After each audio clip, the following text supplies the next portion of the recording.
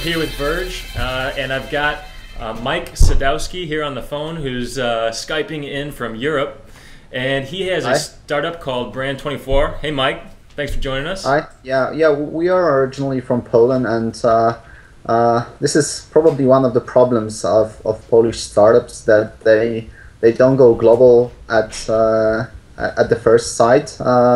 They try to release a local version and then possibly think about going global, and it makes so many things much more difficult. The transition is much more difficult. But yeah, we started in Poland.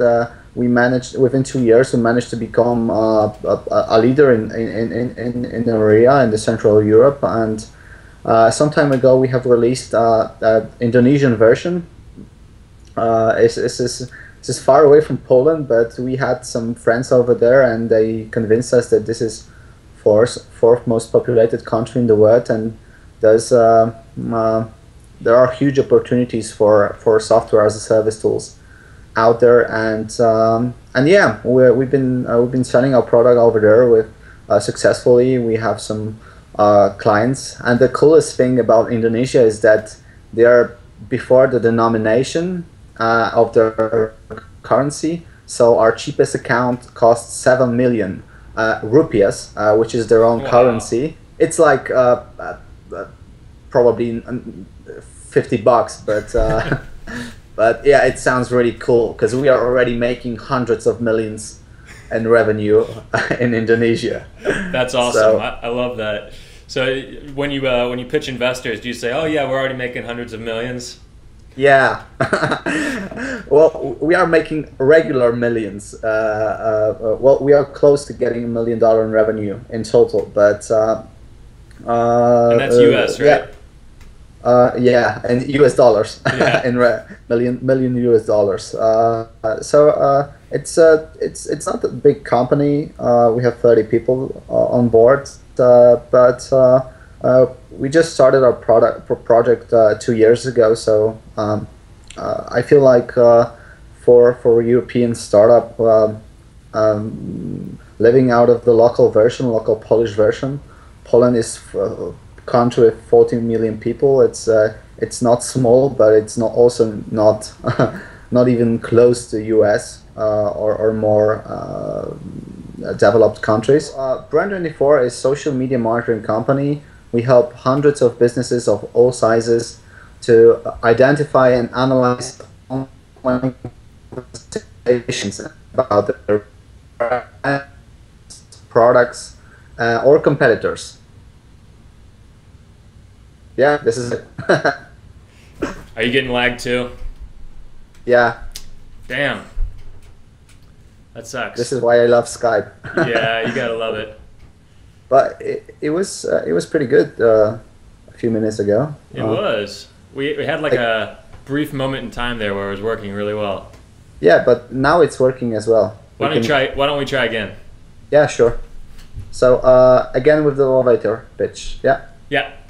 Okay. So here, I'll do the question prompt again. Mm-hmm. So could you maybe give us the elevator pitch of what Brand24 does? So Brand24 does social media monitoring. We help hundreds of businesses of all sizes to identify and analyze online conversations about their brands, products, or competitors. And so I love this space because obviously my last startup that I was with was Social Reactor. Mm-hmm. I've used a lot of the social media monitoring tools, and I've actually had a chance to go in and poke around, and I love some of the features and just how easy it is to use.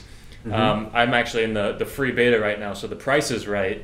But one of the things I liked about what you were talking about is sort of the cost per acquisition for user, and also the revenue you're making per user is much lower. You know, when we look at the US social media monitoring tools, a lot of them are very cost prohibitive. Some of the integrations are difficult. Could you maybe talk a little bit about that and your unique sort of positioning? Sure.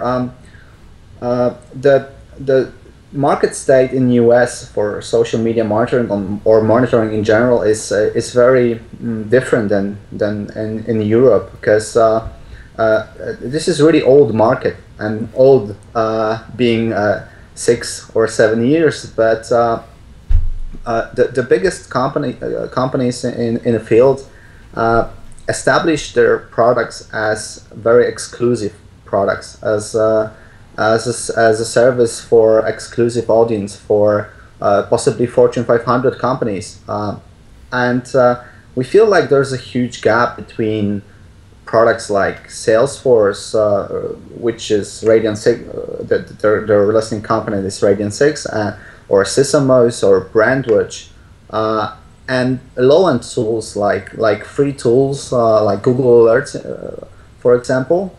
The high-end tools are very good, but they are also the price tag is very high, and they are hard to try. They're not very usable because this is another thing with US companies for monitoring. They also make a lot of money from consulting, so it is in their best interest to somewhat leave customers in the black, and not make things as simple as they could be. And on the other hand, you have all those low-end tools like Google Alerts, like socialmention.com, and they are good for the start, but the more you invest in monitoring, the more you feel that they leave out so many mentions that are crucial for your brand or product. So we feel like there's a huge space between both of those types of tools. So we come with a product that will be reliable, that is reliable, and it's perfectly affordable, because our pricing will start with $9 a month. So it will cost us pretty same amount as a coffee cup, but we will try to provide a service that's good enough for both of those groups. So both high-end users, enterprises, Fortune 500 companies, and small and medium business owners. Because with certain tweaks, we feel like the product can be good enough for both of those. We've been able to pull this off both in Europe and Asia, and we have, companies like Intel, IKEA, Air France, Panasonic, working within the same tool as Mr. George, owner of a barber shop somewhere in Poland, or maybe Indonesia is not a very good example for small and medium business owners because they don't exist there. But in Poland, we were able to provide a good solution for both large enterprises and small and medium business owners, and we feel like there's a good chance of doing the same in the US. Well, and one of the things that I like about what you've done is you're actually using your tool in doing the customer development, and you've found a model that works in Europe and in Indonesia, and finding a way to test that hypothesis. Will this same model work in the States? And so you actually reached out to me via Brand24, doing some of the social media monitoring of who's influential in the States in the social space. What other things have been really effective for you with customer acquisition as you've moved from overseas to us, but from where you are to where we are here in the States? Yeah, our product is our best friend in terms of marketing. So we tap all those online conversations about not only social media monitoring, but also about our competitors, also about social media in general, all kinds of startups topics, and we pick up for some discussions we pick up everybody. So whenever somebody's complaining about how bad results they get with Google Alerts, we try to reach out and just say, hi, you can use our free beta, and look for yourself that we give up to 10 times more results than free tools like Google Alerts. And on the other hand, we try to approach influencers such as yourselves. So people who who have a potential not only to become a hard user, but also to become to promote our service, because this was the case in Poland, and we were approaching everybody, talking both about us, about our competitors, about social media marketing in general, and this approach allowed us to gather somewhat an army of ambassadors, of people doing a really amazing job by promoting our service in a better way that I ever could. So, how many beta users do you have now in the States? Above 1,000. We have just passed 1,000 beta users. We are not promoting the service very much because the beta already costs us quite a bit,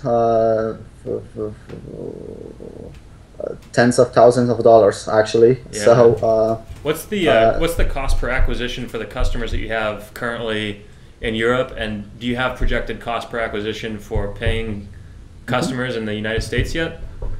Yeah, it's a few dozens of dollars in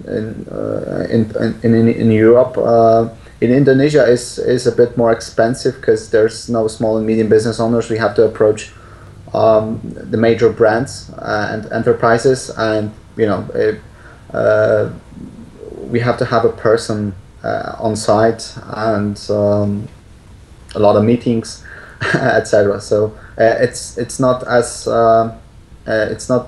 as big software as a service as it is in Europe, or as we hope to be in US. No idea what the costs per acquisition would be in US. We'll see as soon as we launch our sales. Are you glad that you grew in Europe and Indonesia first before launching in the United States, or do you wish you had sort of done more of a unified front on all fronts and started everywhere at the same time? Yeah, I wish we would start in US 2 years ago. We planned to do that when we were in the beta in 2 years ago, when our product was just before launching a Polish version. But we were able to gather a couple of customers within our beta in Poland, and we started to cover only their needs and to make products specifically for Polish Polish customers. And we just dive into this Polish customer base, and from today's perspective, this was wrong. We should have released one global product, because it's so hard to turn your attention to the different market once you have hundreds of customers. And all day I'm answering all those emails regarding the product. I'm helping with sales, although we have our own sales team. But I believe that CEO has to be always close to the customers, because when they are not, they often lose the touch and lose the feeling of the product. But yeah, it's so hard right now to divide your attention into both countries. But in terms of US, it's a bit simple. It's more simple because there's a huge time zone difference. So 6 p.m. when the regular business day in Europe ends, I'm not switching my PC off. I'm just it's 9 a.m. in California, so so I just start another business day. So it's for the time it's very exhausting, but it's doable. Yeah. It's doable, and and it's giving us so much fun. Going global is so much fun. Meeting people such as yourself. A few years ago, who would have thought that a small startup or a small company from Poland could talk to the people from US and visit places like New York, California, Palo Alto, see all those cool places, meeting all those cool people. So it's very hard work, but it's so much fun. Well, I'm glad it's been that rewarding for you, and I've certainly enjoyed getting to talk with you a little bit about your experience growing Brand 24 over there in Europe. I'd love to come visit headquarters at some time. Yeah, you're most welcome. You got to come through the Midwest sometime. Yeah, I guess you would be even more welcome to, more happy to visit our Indonesian office. Yeah, absolutely. In Jakarta. Definitely. Well, I've really enjoyed learning about your growing experience. I'd love to check in a couple months. After you've launched the paid version of the States, we can share a little bit about what you've learned since then. And awesome. We'll link up to your product here in the post. And thanks, Mike. Thank you so much. Glad to be here.